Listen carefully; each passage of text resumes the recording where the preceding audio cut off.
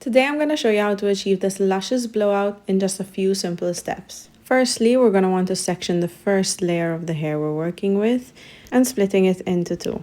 The key to making this easy is to work super neat. Clean sections, small areas. Make sure the amount of hair grabbing isn't actually larger than your brush. You then want to use your fingers to help you twist up the hair and pin it into place.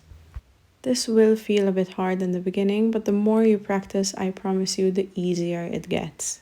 In we go with another clean section, splitting this part into two once again. We wrap the hair around the brush to make sure we get the perfect amount of tension to really smoothen out those roots. For this particular style, you really want to make sure you're blow drying away from the face, as well as pinning it in the same direction you are blow drying it in. Super important tip here, make sure you lock in those ends as well as possible. They are the gel to any long-lasting hairstyle. For me, feeling is key. If this feels secure, if it feels right, then I'm doing it correctly. As you can see here, we're on the larger part of the head. Therefore, I will be splitting this into 3 sections. Working at the back is definitely going to be more difficult, but I always like to pull this front just so I can see a bit better. Something that really helps me when blow drying my own hair is actually wrapping the hair around the brush before I start blow drying. That way I'm more in control of my hand movements and rolling the hair up. Make sure you're giving your hair enough heat to mold it. Of course, keeping in mind that heat damage is real.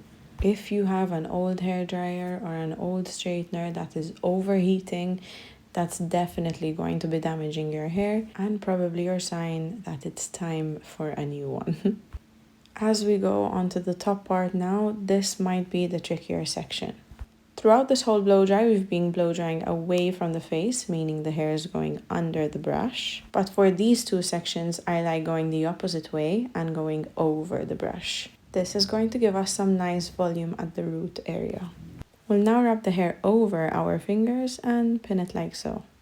When coming to the final section, you can part this 2 ways. I decided to go 50-50, but you could also part it in 3 and take your fringe as one section altogether. Here, once again, I'm going away from the face, but still pinning it over my fingers to retain the volume at the root. Did the same thing on the other side, really locking in my tips and releasing the brush in the way I blow dried it. Roll it up and pin, and just like that, we're done. And now we wait 3 to 5 minutes. Once the hair is cooled down, we'll go in with a hairspray of your choice. I'm using the L'Oreal Elnet. This was given to me by Dimitri when I attended his masterclass in New York. As you can see, I'm releasing the pins bottom to top in the exact order it was blow dried in. Give this another spray all around, fluffing it up with our hands, then going in with any type of serum to lock in the frizz. You can use your hands. I also like to use a comb to really smoothen this out. And this is the final look.